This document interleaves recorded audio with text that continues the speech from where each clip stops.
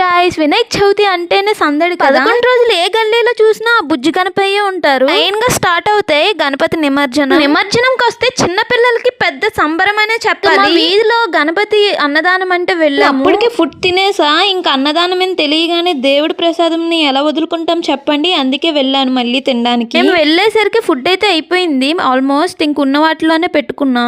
భోజనం చేసి ఇంకా అరగడం కోసం ప్రతి గణపతిని దర్శించడానికి వెళ్ళాము. దేవుడి దగ్గర అయితే సందడి మామూలుగా లేదు. ప్రతి ఒక్కరు డాన్స్ వేస్తున్నారు, చాలా బాగా వేస్తున్నారు ఆంటీలు కూడా.